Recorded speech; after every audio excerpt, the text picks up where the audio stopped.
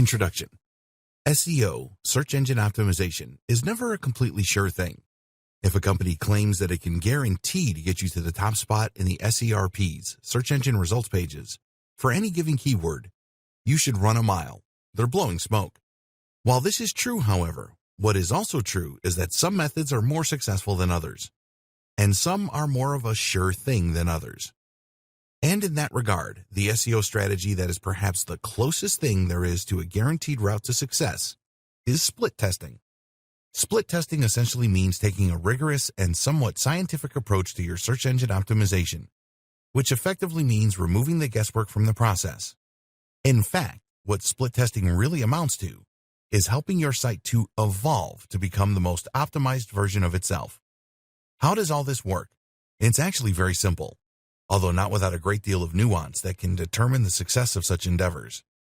When done well, split testing can mold any website or blog into a hugely successful titan that catapults every new post to the top of Google. When done incorrectly, split testing can jeopardize all your hard work and risk getting your site removed entirely. It's high risk, high reward, but it's also perfectly accepted by Google and a skill that's 100% worth developing.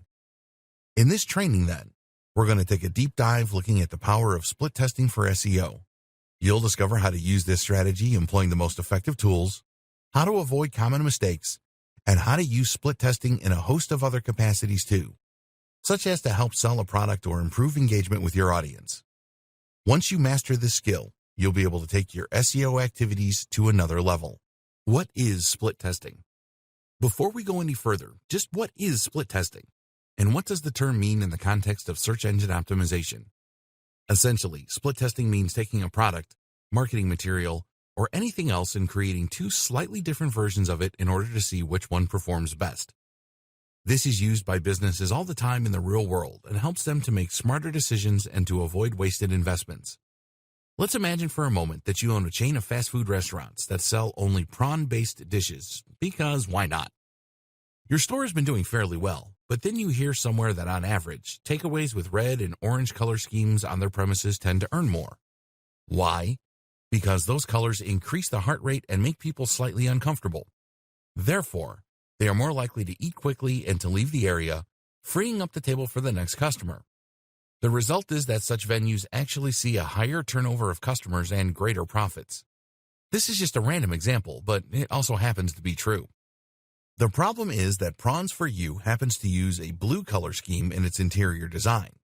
What if you could increase your daily profits in all stores by coloring the store red?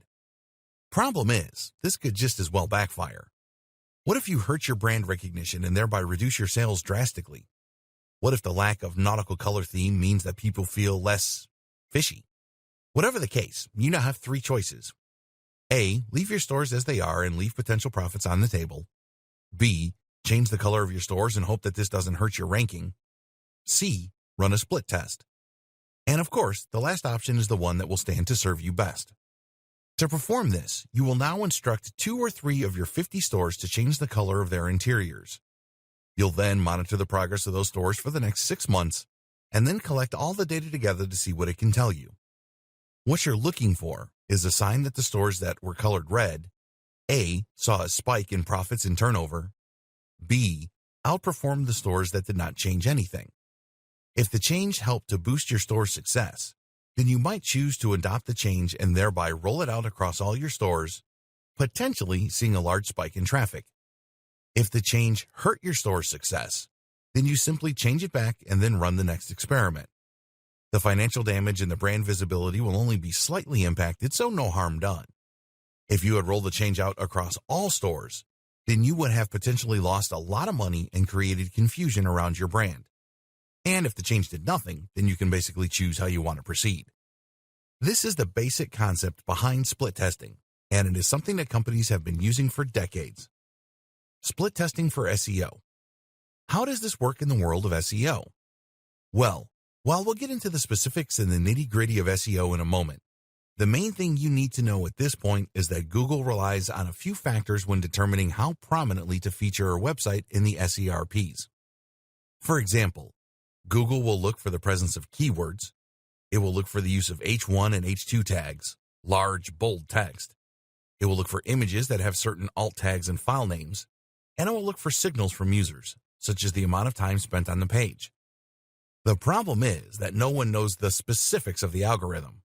We know that Google likes sites that use keywords subtly, and our best guess is that the ideal keyword density is about 1 to 3%, meaning that the keyword appears 1 to 3 times in each 100 words. But we don't know precisely how many times Google wants us to repeat the phrase. We don't know where the tipping point is, where it becomes too much. We don't know how much Google wants to see us use related terms, and we're not 100% sure whether it's better to focus on just one keyword or to try a few. Again, everyone has their opinions. This makes it very hard to make smart decisions as a site owner. Do you include more keywords in your articles or not? Should you use that image before the text or after it? And is it a good idea to use H1 tags, or are you better off with H2 tags? The answer is that we just don't know. And for that reason, the best option is to run A/B tests, the other term for split tests, in order to see which changes positively affect your search ranking and which do not. Why we need split testing now more than ever, the powerful benefits of this strategy. So, why do we need split testing in the SEO community now more than ever? The simple answer is that SEO is more complex than it has ever been, and we have even less idea of how it works. For a moment, let me talk about another tangentially related example. YouTube's copyright algorithm. You see, over on YouTube, there is an algorithm designed to ensure that users don't upload copyrighted content. This prevents YouTube from getting into legal trouble and protects the intellectual property of music labels and movie studios. In theory, anyway. The problem is that this copyright detection can be a little gung-ho and will sometimes pick out the background music at a party and use that to file a copyright strike against the person who uploaded the video. Most people would agree that's a little unfair. That's why some creators decided to test precisely how the system works. They did this by uploading hundreds of versions of the same song, versions that had been modulated up or down a semitone, versions that had been transposed down an octave, versions played background, versions played quietly, versions played only for short clips. Doing all of this allowed them to test the limits of the system and then to provide the wider community with useful rules on how to avoid being penalized. They discovered that if less than 10 seconds of content matched, then the person who uploaded the video would likely be fine. And this allowed for a whole host of fair use practices. SEO is just the same. Google is constantly changing its algorithms, moving the goalposts, and going back on what it has said. One minute, it's a good idea to get as many links as possible. The next moment, that's the worst thing you can do. Right now, Google is making a big push toward a more AI-driven service.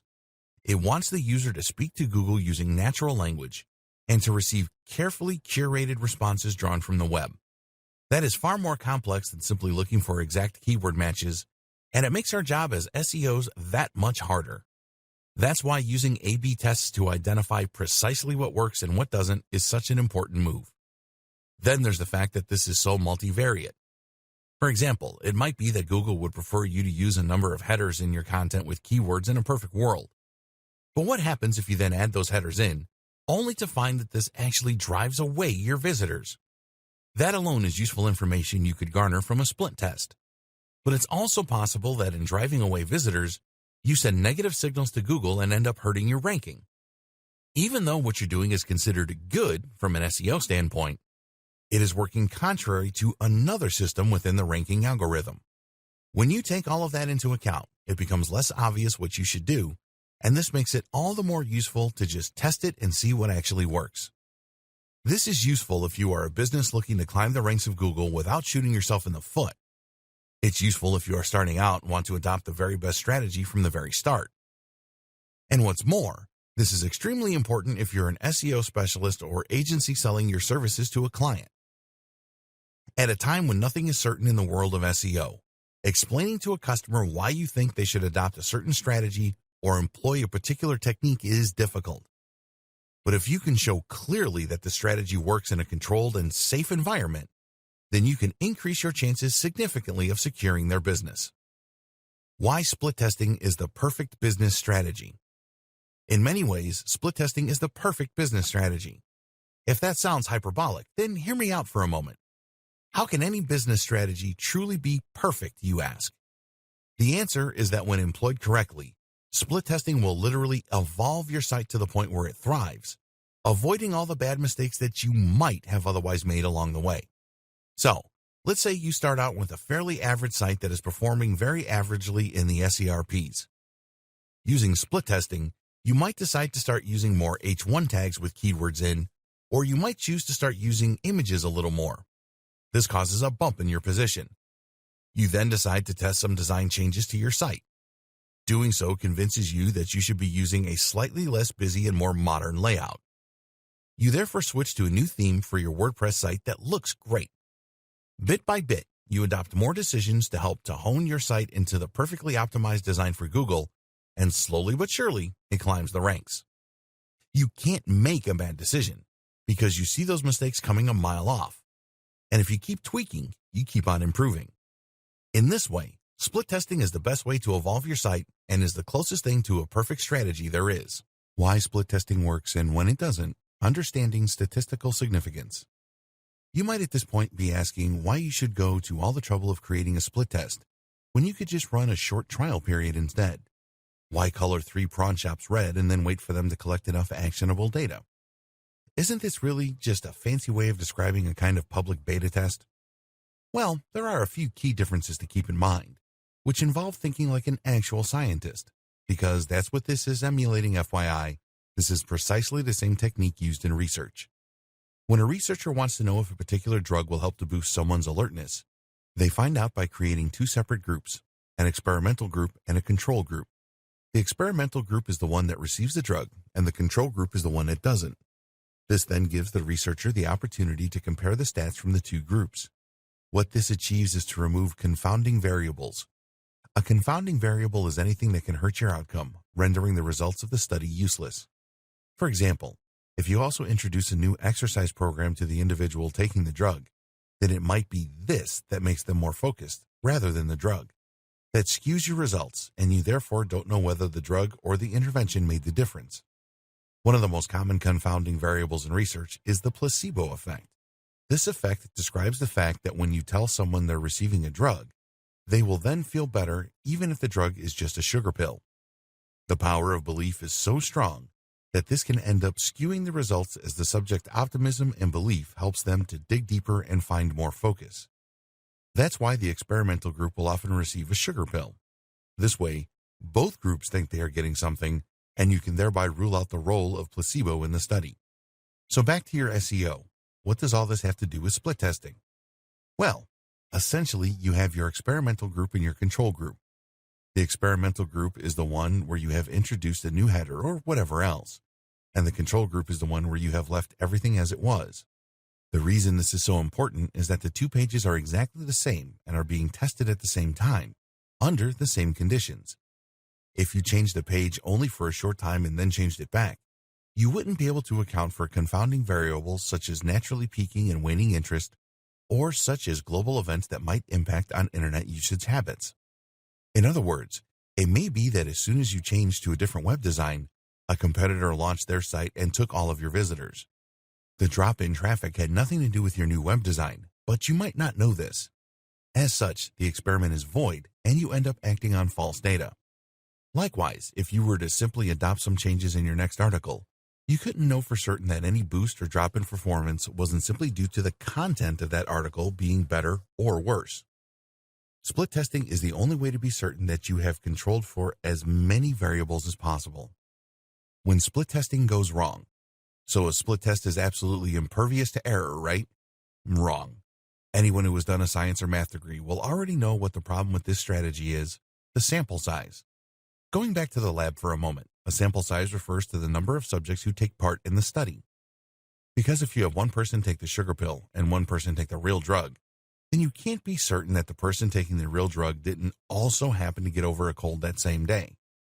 It looks as though they saw a boost in performance, but in fact it was just coincidence. The same thing goes for running split tests for SEO. If you have 2 versions of a website and one enjoys a bigger boost in SEO than the other, then this could potentially be a result of one page having lower bounce rates than the other. That means that people didn't spend long on one version of the page, which in turn impacted on the page being demoted in the SERPs. But what if the reason that the one page had higher bounce rates was simply that it was lucky? that the people who went there happened to be in less of a hurry.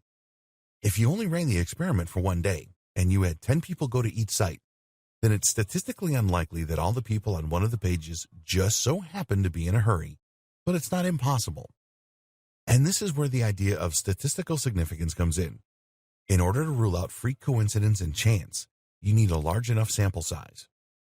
You can never say with 100% certainty that the results of your test are accurate, but you can run the test long enough and get enough subjects to say that it is accurate beyond reasonable doubt. You might flip a coin and get heads 10 times in a row. That's an extremely unlikely outcome, but it's possible. But if you flip a coin and get heads 100 times in a row, that is so astronomically unlikely to be coincidence that you can probably assume the coin is rigged. The same goes for your split test. Run the test long enough and the results become increasingly likely to be accurate. This is what we refer to as statistical significance. You can actually run tests to find out if your results are significant, which will give you a p-value.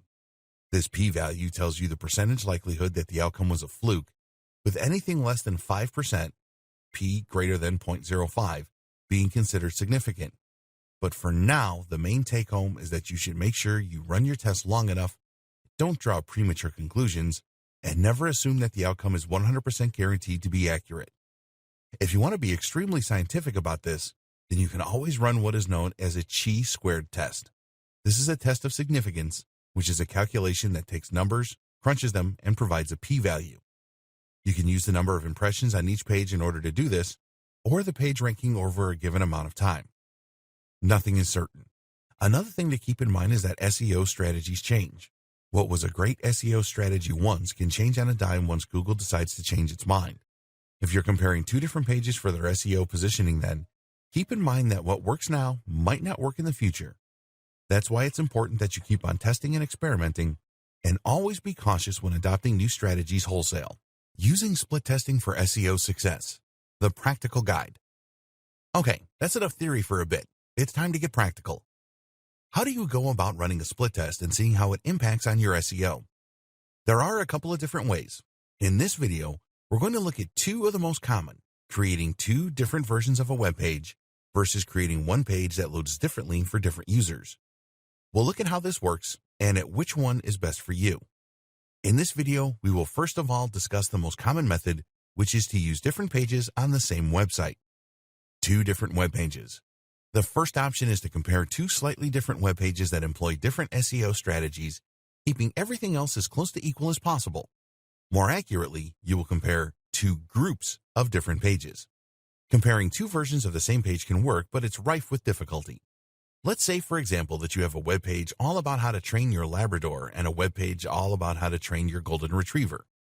These pages are almost identical in subject matter, and you're going to go out of your way to ensure they are extremely similar in all other ways that count, too.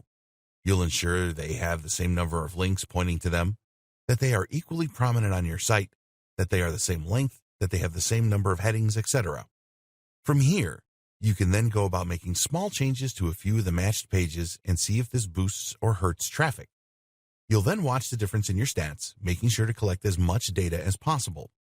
Repeat this a few times with different matched pages, and once you are sure that your new SEO strategy works, introduce it to the rest of your content. Challenges. Of course, this option is not perfect.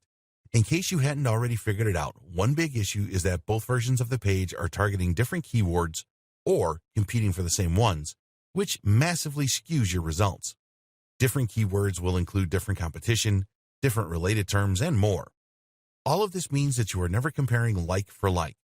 And if you try and create two pages that compete for the same keyword, then you could end up running afoul of one of Google's most recent algorithm updates, the diversity update. This update is aimed at ensuring that most SERPs don't display multiple results for the same site, thereby meaning that you won't have a fair fight on your hands. You can create two pages targeting the same keywords and see which one wins, but even then, you are changing the results simply by having competition exist provided by you. You could always create two pages the exact same, but this is inadvisable for a number of reasons. Firstly, Google will see a precise duplicate page as being worthless and might even penalize the page. Google doesn't want its users to repeatedly stumble upon the same content, and so it won't rank it. If these pages are hosted on separate domains, which introduces more complex factors such as domain age, then Google might see one page as having violated the copyright of the other, and the entire site could be severely penalized. Then there's the fact that having more than one page with the same content is confusing for viewers and could lose you the trust of your readers. The optimal answer to this is to use different pages, but to make sure that you target extremely similar keywords. Use a keyword research tool like KW Finder, www.kwfinder.com, and then target keywords that have similar search volumes and similar KD, keyword difficulty ratings. When you do this, you can try different techniques on similar pages with similar objectives and see which one comes out on top. Another option is to look at two pages that rank identically, and then try making the change to one of those pages and see how it is affected. This is a slightly better strategy because you are starting from a similar place. What's more is that you can open up your stats and then use the historical data in order to make a forecast of how the web pages should have behaved. If one page was moving in a certain direction and that direction sped up, slowed down, or reversed, then it might be the result of the changes you made, especially if the matched page did not show the same changes.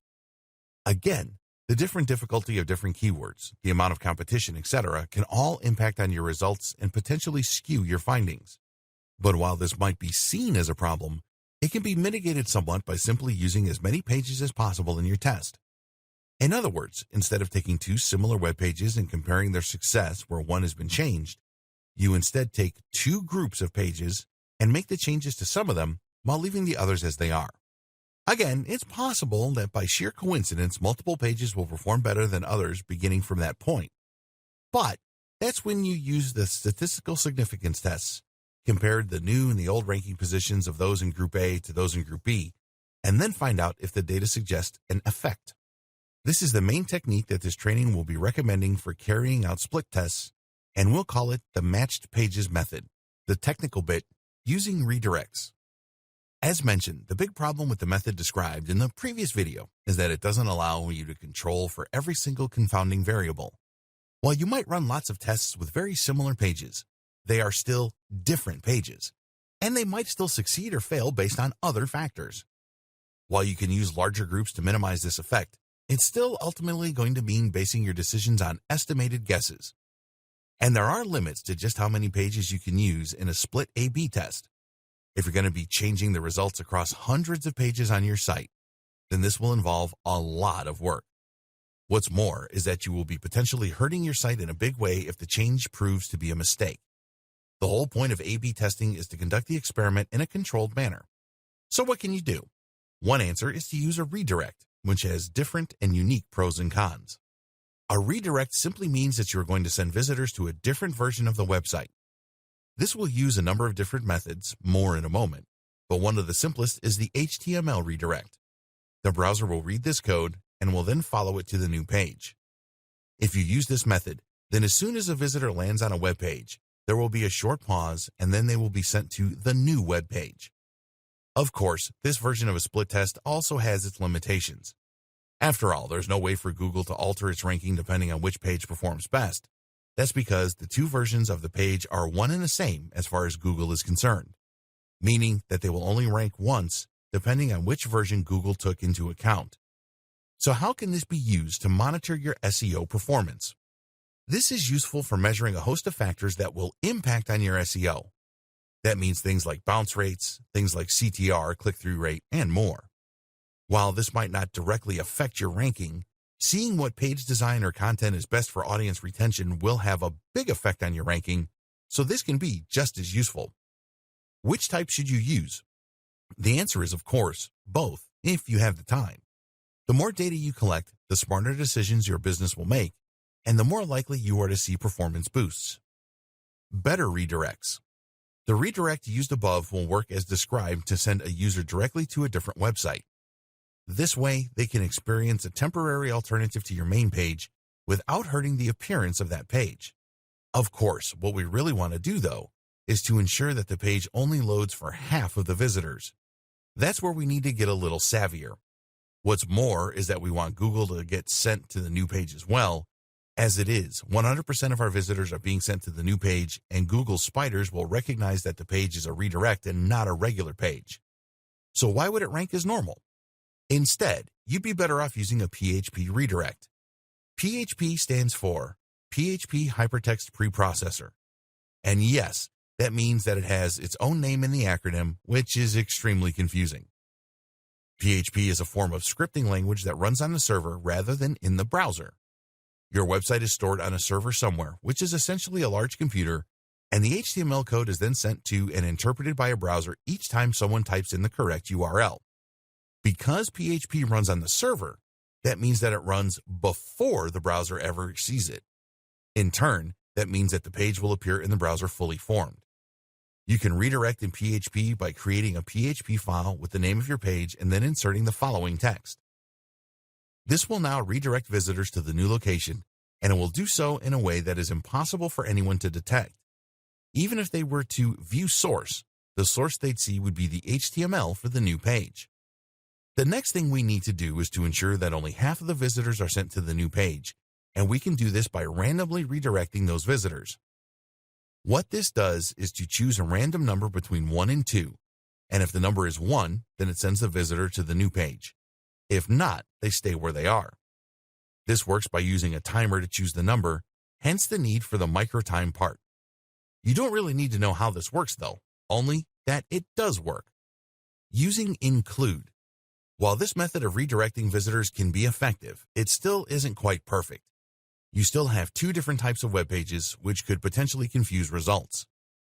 The URL in the address bar will be different, for example, which could result in action from Google, more on this in a bit, and which could confuse your users.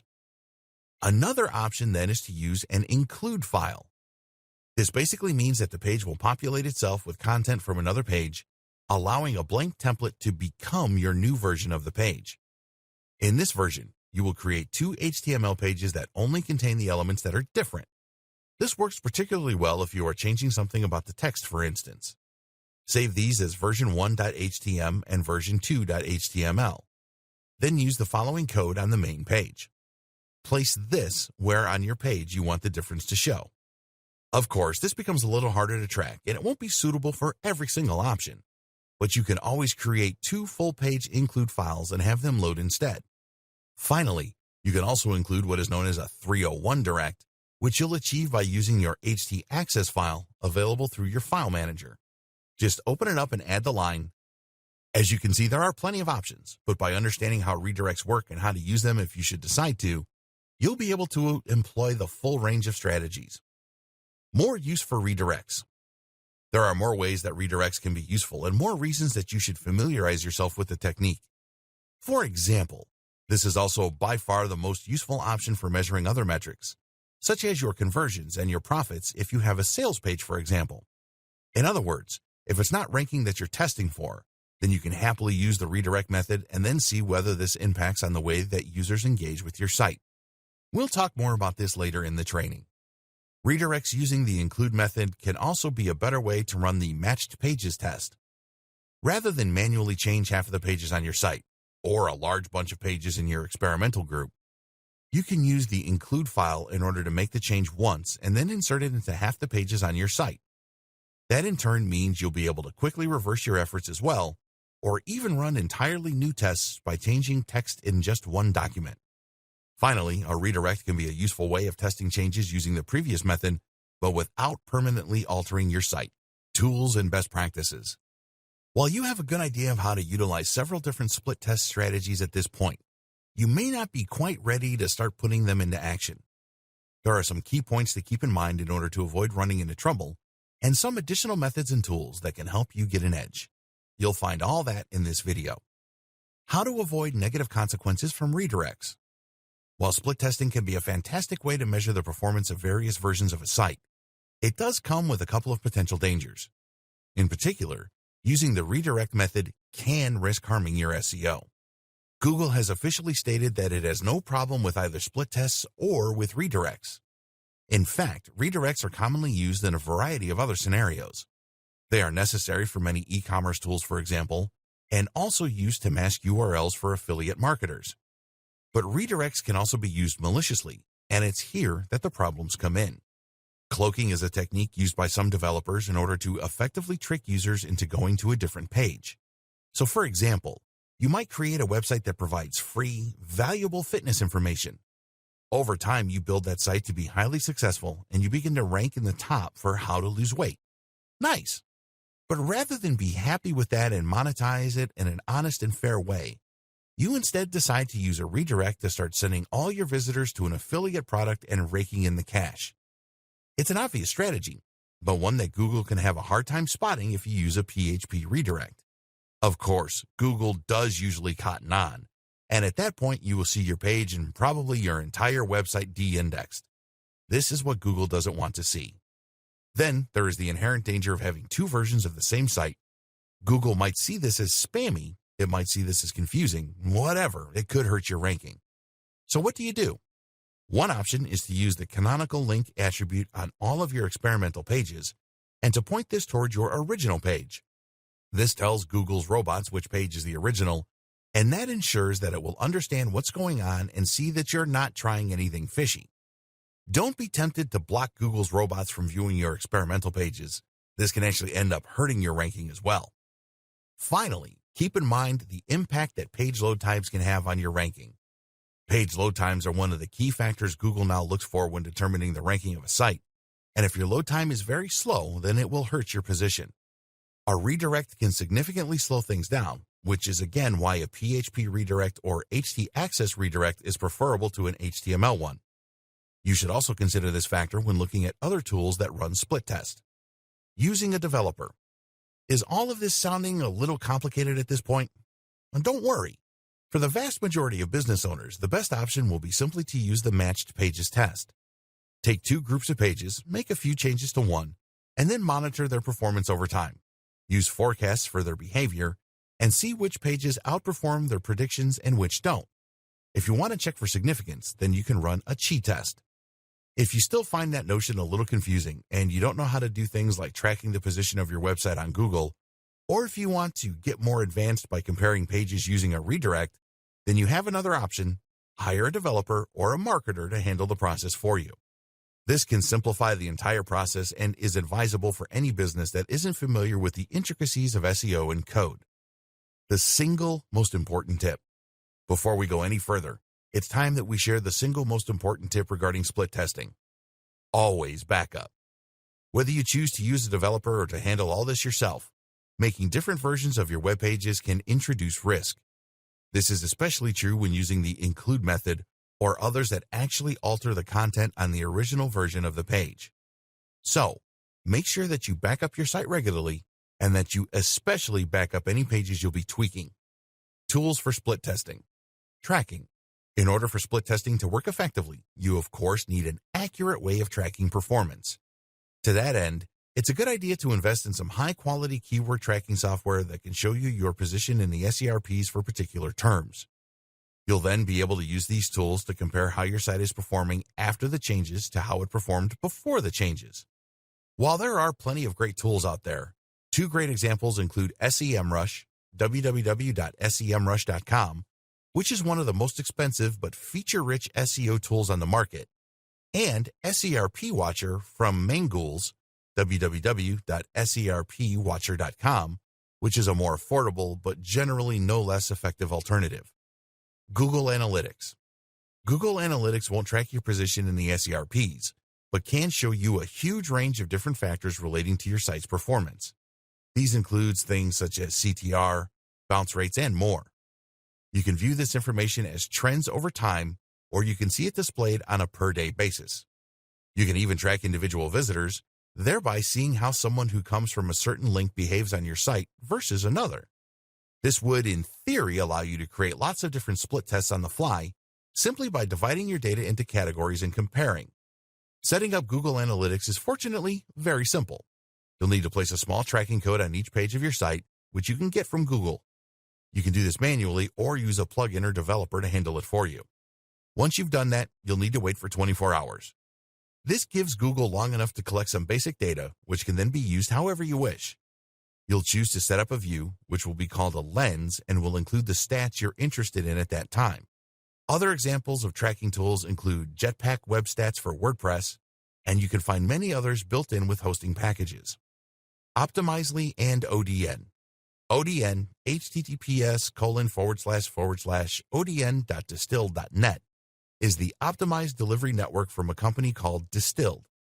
This is a tool that allows you to much more easily utilize split testing for your site by grouping different versions of web pages. You'll first deploy the system in front of your website and will then interact with a CMS in order to group your pages and make minor differences that you hope to impact positively on your ranking. ODN makes it much simpler to measure how changes impact on your SEO, but keep in mind that this tool in particular will aim to change 50% of the pages on your site. As we've discussed previously, this might actually be a little more than is optimal for most applications. That said, ODN is one of the best options for those that want to get started with split testing but don't want to tinker with their own website or hire a developer. If you are measuring something other than ranking, such as the time spent on a website, conversion rates, or anything else, then another great option is called Optimizely, www.optimizely.com. Optimizely will work by using the redirect method, but won't hurt your rankings thanks to the canonical tag and the fast redirect speeds. Neither of these tools are free, but in theory, they can pay for themselves. If you're interested in split testing and want to make your life as simple as possible, then try them out. What to test? Of course, the big question at this point is what precisely you should be testing. What can impact on your SEO, your CTR, and your engagement? What factors are easy to change? Here are some of the best options to think about when deciding what you want to change. Keywords. Perhaps the most obvious example of something you can try changing with your SEO is the keywords you employ. Let's say that you have a few pages that are ranking high for a particular search term, but the problem is that said search term doesn't get a lot of search volume. You have two options. Keep the page as it is or attempt to swap the term for a related one with a higher search volume. We'll talk more about whether this would work later in the training. Before you go ahead and potentially jeopardize a lot of old pages that are working for you, why not run a split test on a few of those pages and see if it has the desired effect? Likewise, is it better to aim for just one keyword or perhaps two, maybe a whole bunch? Do long-tail keywords work better than highly popular ones? All of this is open to experimentation. Keyword density and placement. Just as it's important to think about the precise keywords you use, you also need to consider where and how you are using them. Optimal keyword density is a fraught subject matter, with some creators saying that 1% is more than enough, and others recommending you go much heavier-handed with 3%. Then there's the placement. Popular opinion tells us that keywords placed in the opening and closing paragraphs of articles, or in the H2 headers, are more likely to gain the attention of Google.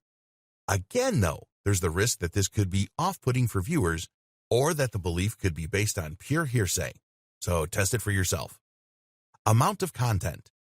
If you're hoping to give some old evergreen content on your site a bit of a jolt and help it start performing better, then you might be considering adding more content to it. Typically, the advice is to make posts a little longer, ranging from between 800 to 1,500 words. But that isn't always the case. So again, before you spend a huge amount of time bulking up those old posts, try doing it with just a few and see if it actually helps. Page speed. If you've conducted an SEO audit for a client, then one of the things you might suggest is that they could boost their site performance by increasing their load speeds. That sounds like good advice, but what you really need to consider is that page load speeds can take a lot of work to fix. It might mean compressing images, deleting plugins, or even changing to a different server. Whatever the case, you want to be sure that this is going to yield some actual measurable improvement in their ranking, and that's why it can be a good idea to go to the effort on a few pages first, and then see if everything works. Links. Linking out to authority sites and linking internally is another factor that can have a big impact on SEO. A lot of SEOs will tell their clients to constantly link internally, but is this really a good use of their time? Images. How many images are optimal? Does it hurt engagement to place a large image right at the top of the page? How does Google react to that? Do JPEGs perform better than PNGs? I recently worked with an organization where the CEO hated PNGs and mandated that they never be used. That might be charming and all, but unless it's based on data, it's just ignorance. Titles. Changing the title of your article or blog post could improve or hurt CTRs, your engagement, or even your eventual conversion rates.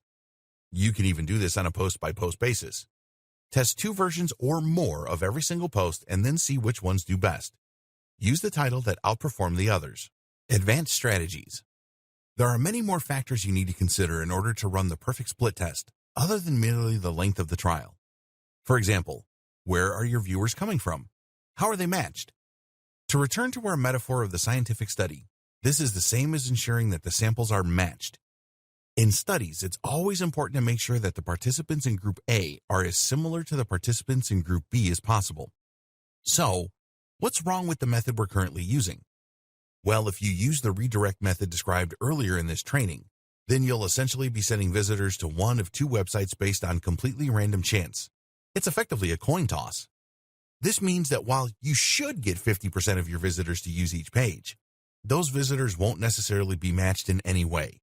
Pure chance might mean that everyone from Asia ends up on one version of your website, while everyone from the US ends up on another. This can skew your results again, owing to cultural differences. Similarly, time zone, type of device, and much more can all also have an impact. Thankfully, a little simple PHP code will allow you to get around this problem.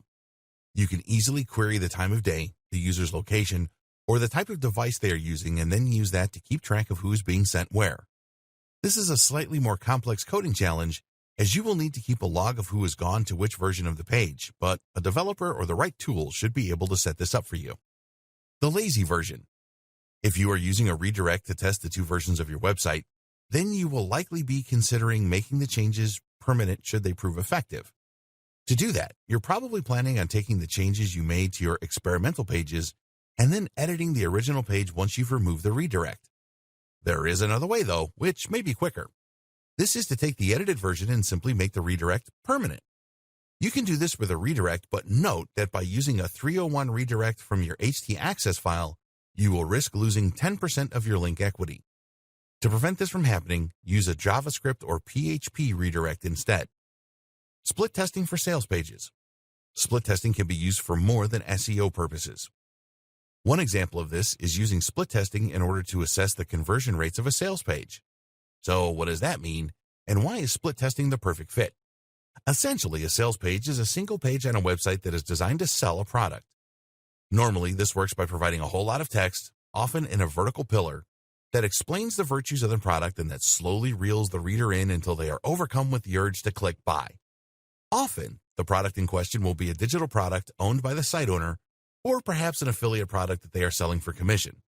Either way, this creates an extremely simple business model: find or create the product, create a website selling the product, then send people to your page by directing traffic that way.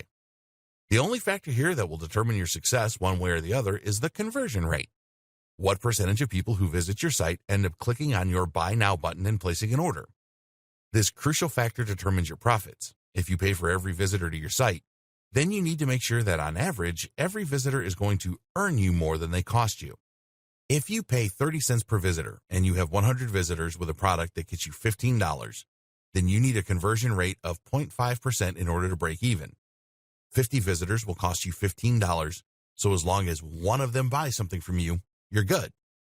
The conversion rate of your site is highly dependent on the product, on the way you design and target your ads, but also, of course, on just how persuasive your landing page is.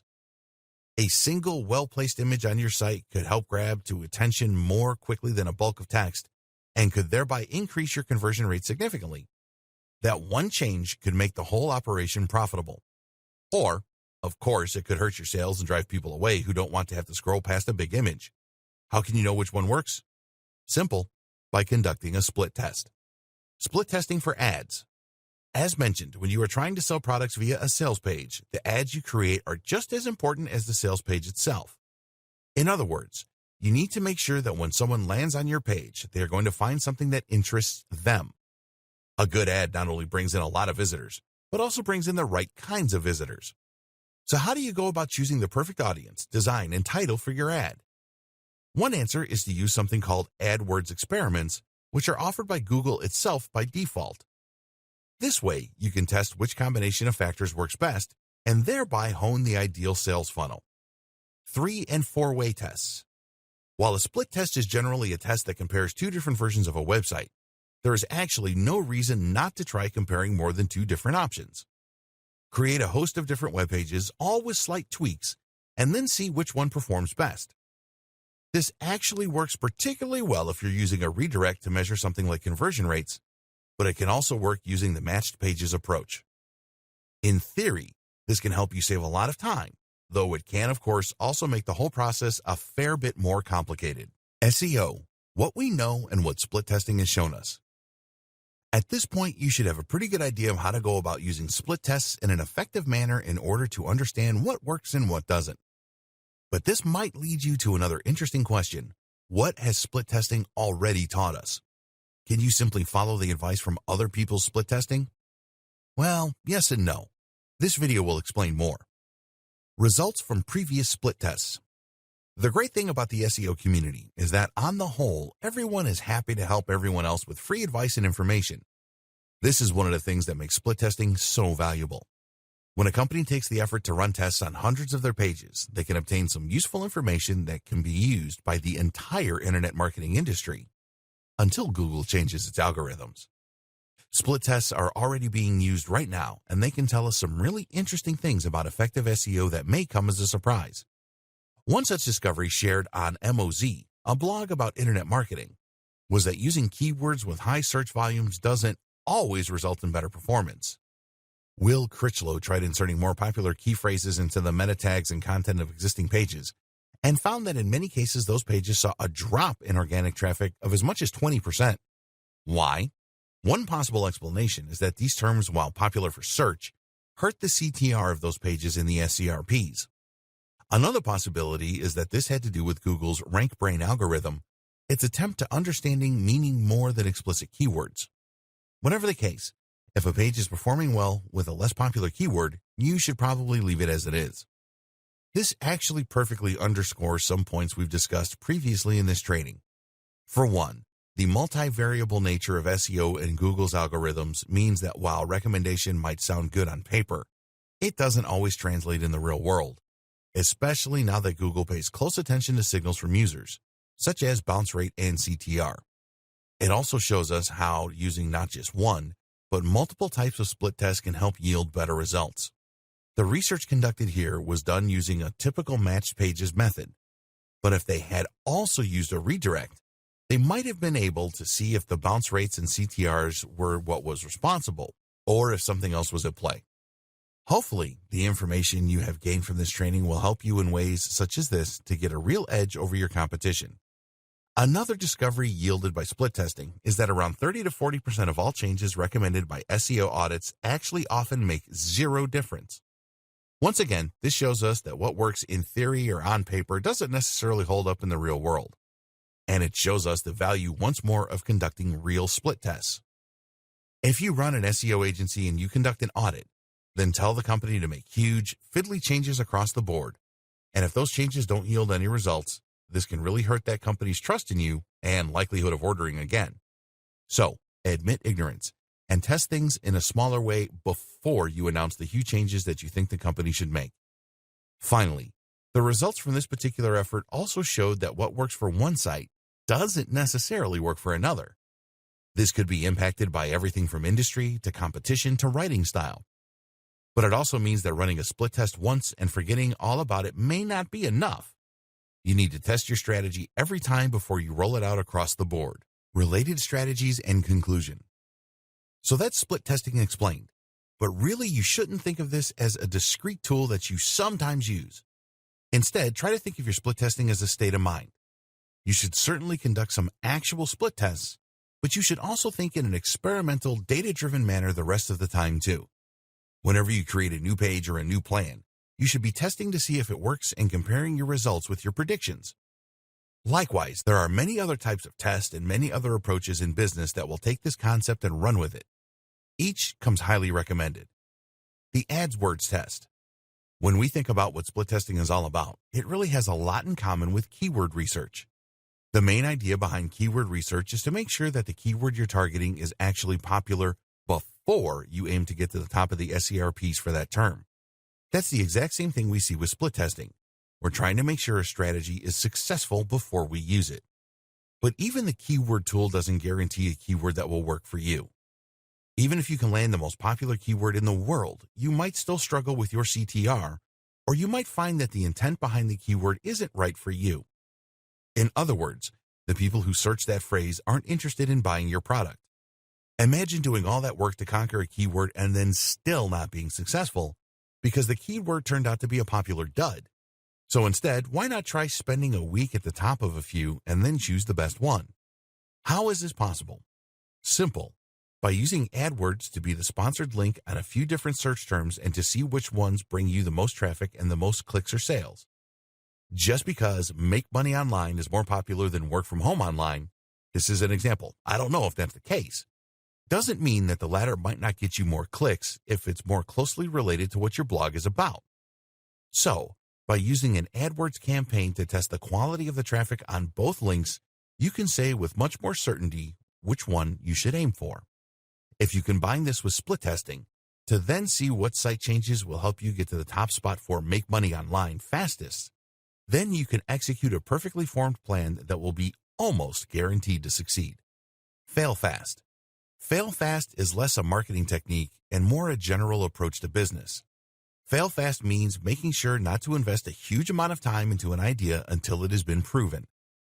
One of the most common mistakes I tend to see when it comes to people who want to make a living online via a blog or website is that they will spend years building the ideal website. They probably won't tell anyone about their amazing idea, and they might well spend those 2 years living at home with mom and taking out big loans. Then they launch the business, only to find that it falls flat immediately. Why would you invest so much effort into something that you have no reason to believe will be successful? The fail-fast technique, on the other hand, encourages building the cheapest and easiest version of your website in order to test it immediately and to see if it gains any momentum and has any chance of being successful. If so, you invest more time and energy into taking it further. If not, you drop the idea and move on to the next one. This is just smart business. Likewise, this means considering which projects to take on carefully. Choose those that have the lowest barrier to entry and the lowest upfront investment, but which promise the biggest rewards. Don't build the complex social network. Build the simple website about cats. Some businesses will recommend verifying an idea before investing time and money at all. You can do this, for example, by trying to get pre-orders. If people pre-order your ebook before you write it, then you know it will be profitable before you spend a year typing away. Even looking at examples in the market and precedents can act in a similar way. These are not examples of split tests, but they evoke the very same ethos.